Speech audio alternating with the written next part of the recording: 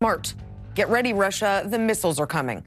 President Trump issued that very warning to the Kremlin in a morning tweet a day after Russia promised to shoot down any missiles fired at Syrian targets in retaliation for Saturday's chemical weapons attack on the Damascus suburb of Douma.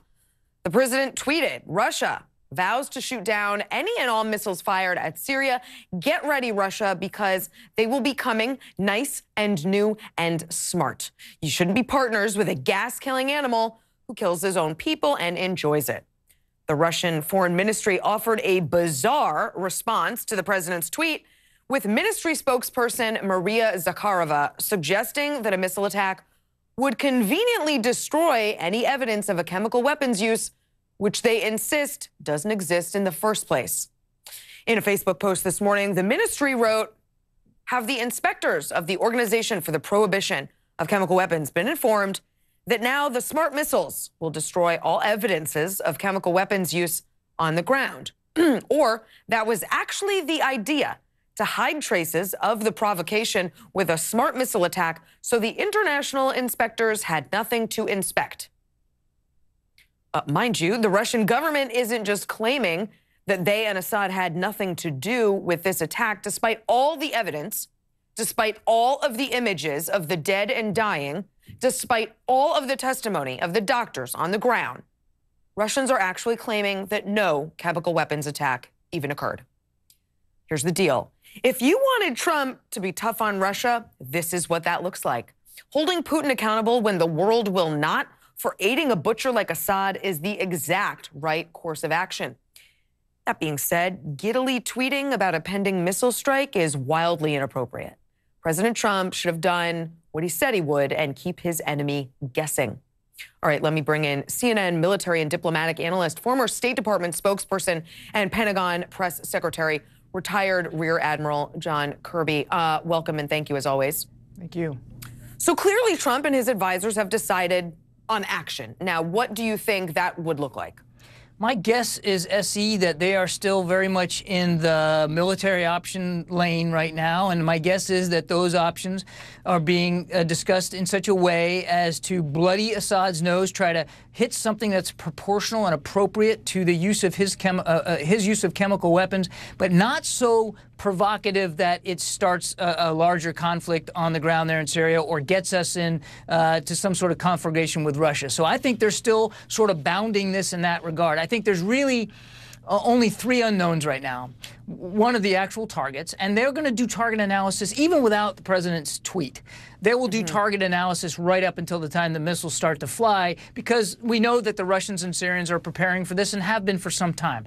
Number two is timing. When are you going to do it? Obviously, you lost a little bit of the element of surprise. Again, not just because of the president's tweet, but because, you know, we've been talking about this for a few days. And then the last one is teamwork. So targets, timing, and teamwork. Who's going to do this with you, and what assets are they going to bring to the fight? They're still working, I think, in those bounds. What I hope, SE, is that they're also looking at diplomatic and perhaps economic tools that they can use, maybe sanctioning the Russians for their support of Assad, and some sort of broader policy and strategy about what we're going to do in Syria. Right. And to that point, you know, I've been covering this for 7 years now. Yes, you have. And yes, you have. And I've talked to Syrians on the ground, and they're the ones who speak to me very pleased to hear that the U.S. might finally be stepping up their military efforts. But let's be realistic.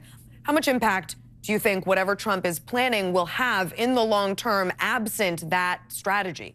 Yeah, I'm not very optimistic, SE, and I'm glad that your Syrian friends are happy to see him reacting this way, but I don't think they should get their hopes up that this is going to lead to some broader U.S. leadership role in ending this civil war. I mean, it's a fair criticism of President Obama that he focused on diplomacy with no force to back it up and no leverage, and that's a fair criticism. But what we've seen out of Trump is all force and no diplomatic leverage at all to go with it either. He has completely abdicated the United States' role in the UN process to bring an end to this civil war, and he certainly has shut down our borders to the influx of potential Syrian refugees who are looking for places to go. So I'm afraid that I would not have your Syrian friends get their hopes up too high. Sadly, I think you're right. I know you were deeply offended by Trump's tweet. I want to get your take on why. Because, look, aside from the fact that it's not wise to telegraph what you're going to do militarily, there was a cavalier flippancy to that tweet. This my button's bigger than yours kind of attitude when you're talking about the use of armed force.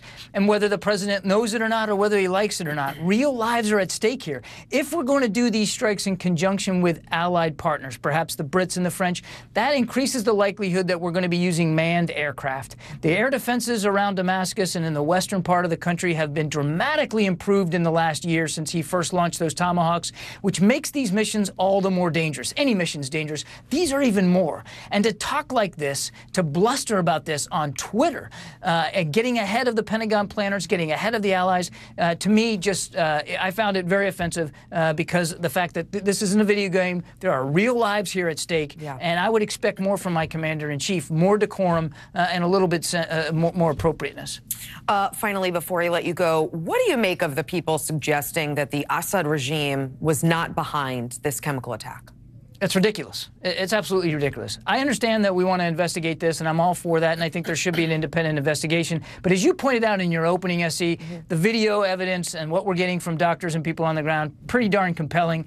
It's also very much in keeping with what we've seen Assad do over much of the last 7 years. When he gets desperate, when he gets in a pinch, he drops chlorine or uses chemical weapons against his own people. So it's perfectly in keeping with the way he's tried to fight this civil war and crush the rebellion. Any suggestion that he's not behind this or that he wasn't doing it at all or wasn't using chemical weapons is absolutely ridiculous. And the Russians do bear responsibility for this. Whether they knew about this particular attack or not is not really the issue. They have been propping him up. If it hadn't been for the Russians coming in 2 years ago with the military resources and capabilities and the support that they give him, including intelligence and targeting support, they would not be able to do this to their own people. I'm glad you expressly said that, Admiral Kirby. As always, thanks for joining us tonight. Thanks, Essie. Good to be with you. The World Health Organization reports that an estimated 500 people were affected by this weekend's attack in Douma. The group said that those treated in the wake of the attack showed signs and symptoms consistent with exposure to toxic chemicals and demanded immediate and unhindered access to the area to provide much-needed care to the affected. For more on the deadly effects of this heinous war crime, I'd like to turn to my next guest, advisor to Americans for a Free Syria and advocacy director for the Syria campaign, Kenan Rahmani. Kenan, thank you. You are talking to people on the ground in Syria, people like the White Helmets. What are they telling you about the scope of the Douma chemical attack and how it compares to previous chemical attacks? Thank you, Essie. I mean, absolutely, the attack that happened on Saturday in Douma was absolutely horrific. It's the third largest chemical attack in the past 7 years. The first one was the one that President Obama failed to respond to in 2013. There was the second one last year that President Trump sent a message, and this is the third large-scale chemical attack launched by the Assad regime against his own people. The people in Douma that were targeted by this chemical attack were under a brutal siege by the Assad regime. They had been starved and deprived of medical assistance. On the same day as the chemical attack, the Assad regime launched an airstrike against a hospital in Douma that the coordinates had been provided to the United Nations to ensure that these hospitals would not be targeted. Targeting of hospitals has been a constant in the Syrian civil war, and despite the fact that the UN knew this was a hospital and that had been conveyed to the regime and to Russia, the regime went ahead and bombed it. So that resulted in a massive loss of life. This chemical attack came in the midst of a 36-hour brutal campaign by Russian and regime aircraft. They were bombing the area for 36 hours straight, and after the chemical bomb was dropped in this residential area, the regime continued to bomb the area for 2 more hours to prevent white helmets and doctors from reaching the area and trying to treat those that had been affected. So it's an absolutely atrocious crime. And of course, we are happy to see President Trump taking this very seriously and putting all of the options on the table. I know, I'm sure you know, yesterday the UN took a vote on a resolution to have an inquiry. Russia, of course, vetoed that resolution as per usual. I'm sure you also know that next month the UN is set to have a conference on the disarmament of chemical weapons. It is set to be chaired by Syria. What would it look like in your mind for the international community to hold Bashar al-Assad responsible and accountable? Well, I think the message that President Trump sent last year was exactly the right response, proportional, and it was a clear message that the United States and the international community will not tolerate the use of chemical weapons against civilians. And of course, that's not to say that the use of other weapons is okay. We obviously believe that there should be a response for the use of all weapons. We don't think children should be blown up with barrel bombs. We don't think people should be starved to death. But it was the right thing for President Trump to do, to respond to the use of chemical weapons. But that warning clearly was not enough. President Assad clearly believes that the benefits of using chemical warfare against his own people outweigh the costs that the international community is willing to put on him. So there's no choice, in my opinion, for the president but to have a harsher response this time, one that will completely disable the regime's air force and artillery capabilities to be able to launch an attack like this again in the future. Obviously, that would be an escalation compared to the attack last year, but President Assad clearly does not understand. The Assad regime needs to be completely disarmed from its ability to launch chemical attacks against civilians, and this should lay the groundwork for the political transition that Mr. Kirby was discussing in his previous segment. Kenan, thank you, and thank you. I know you're a liaison with Syrians on the ground, the white helmets, and you help inform me regularly as to what's going on there, and I appreciate that. Thanks for coming on. Thank you, Essie. President Trump is going to take action on Syria, but the question is whether Congress has his back. Well, good morning. It's 7 a.m. here in Singapore, midnight in London and 7 p.m. in Washington, where President Trump has warned Russia to get ready for missile strikes against Syria in retaliation for a suspected chemical attack on civilians. It's not clear when the military action might take place, and now Britain's Prime Minister Theresa May is expected to ask her cabinet to approve UK participation in action led by the US and France. The White House press secretary said all options are still on the table. Here's our North America editor, John Sopel. They're getting out of harm's way. From surviving the hell of Eastern Ghouta and the alleged chemical weapons attack, these refugees have buses to take them away, but to a still uncertain future. We lived through very difficult times in the Eastern Ghouta, especially the final 3 days in Douma, when the regime carried out its attacks on civilian neighborhoods and used chlorine gas, which caused suffocation among civilians. And it's not just refugees. According to many accounts, Syrian soldiers are on the move as well, temporarily abandoning barracks ahead of any US-led attack. The threat of military action brought this warning from one of Russia's most senior diplomats in the region. If there is a strike by the Americans, then we point to the declarations made by the President Vladimir Putin and the Russian military leadership that the missiles will be downed and even the sources from which the missiles were fired. But those comments had the effect of goading the president, and this incendiary tweet. Russia vows to shoot down any and all missiles fired at Syria. Get ready, Russia, because they'll be coming, nice and new and smart. And at the Defense Department, they're preparing for all eventualities. We're still assessing the intelligence ourselves and our allies. We're still working on this. We stand ready to provide military options if they're appropriate, as the President determines. Although a slightly more conciliatory tone later from the president when he said, Russia needs us to help with their economy, something that would be very easy to do. And we need all nations to work together. A year ago, the US military launched a one-off cruise missile attack on a Syrian airfield. It seems as though the US is preparing for something more extensive and more sustained this time, and with other nations involved. The ayes to the right, 272. The noes to the left, 285. 5 years ago, when Barack Obama was president, plans for military action by the US fell apart after the British Parliament voted against such a move. But it looks as though this time round, Theresa May is giving her American counterpart the nod there'll be no such impediments. All the indications are that the Syrian regime was responsible, and we will be working with our closest allies on how we can ensure that those who are responsible are held to account, and how we can prevent and deter the humanitarian catastrophe that comes from the use of chemical weapons in the future. The strident language we're hearing from both sides is frankly more akin to two heavyweight boxers trash-talking at the weigh-in before their bout. But leaving the words to one side, there are the wider strategic questions of what is American policy now towards Syria? Does it support regime change? Does it want further involvement or to pull out? On those questions, we're none the wiser. John Sopel, BBC News, Washington. Well, we can go back now to our top story, and that's the possible military action by the US, France and the UK in Syria. President Donald Trump has tweeted that Russia should get ready for missiles to be fired at its ally, Syria, in response to an alleged chemical attack near Damascus on Saturday.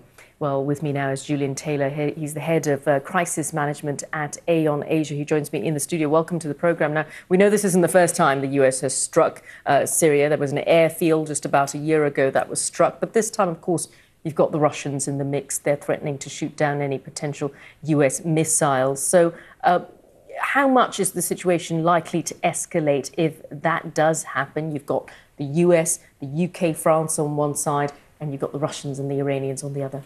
Well, we look at these situations from a risk perspective in terms of what our clients, what businesses, what problems they face as a result of this. And here you've got a situation where there are so many protagonists.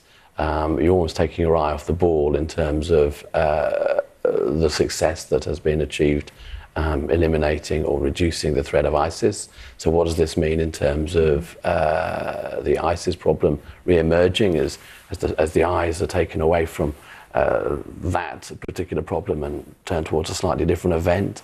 What does it mean for business in the region? Aviation is an obvious one where flying across the Middle East, we've had the problems in the Ukraine some years ago where the Russians were involved in the taking down of an airliner.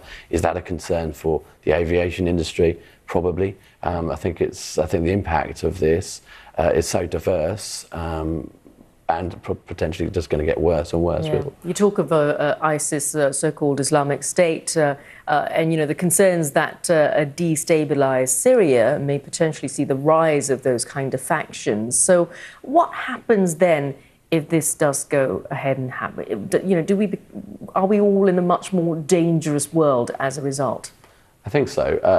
I think the reality is that if the worst were to happen, the Americans go in, the Russians react. As I say, that vacuum is almost created for not just the rebel groups, which I think is the ultimate goal of the Americans. I think that's always been their game, to allow the rebels to seize power and overthrow Assad. But actually, as I say, I think the potential for ISIS to rise up again, potentially with access, I think, now to chemical weapons. If we're taking out these military bases, who's to say that somebody who's got slightly more worrying goals in mind won't go in, take control of these assets and use them more widely against targets in the West and even here in Asia. All right, so the notion of a destabilised Syria could actually be a very bad one in some of these worst-case scenarios that you talk about. Now, if we take a look at the impacts potentially of a second Cold War, because, of course, you've got Russians in the mix, huge controversies around them in the last few weeks and months. Yeah. So what happens then? Well, I think the voice of reason appears to be President Xi Jinping, actually, who said the one thing we should be avoiding is going back into a state of Cold War. And it's interesting the Chinese are taking such a balanced stance, so good for them. I think that the world is a constantly changing landscape. We've just released our 2018 risk map, and on there you can see that countries like Russia and America and the states in between those involved in this conflict are given certain ratings, but it's literally only today that's relevant. Tomorrow, I think within the next 24, 48 hours, who knows what the Americans would have done in Syria. So that landscape will change again, and we're constantly looking for businesses to be aware of that. All right, we'll leave it there. Thank you so much for coming in and talking to us about that. Julian Taylor from Aon. Hi everybody, just a quick reminder, Mox News survives solely on your tips and contributions. It's easy to make a contribution or a tip or leave a tip at moxnews.com, or there are clickable links in the text body of this video. It should take the average person, most people, probably less than 2 minutes. Thanks very much for your time and your continued support. Stay cool, Wednesdays. This war is going to end. Till that day.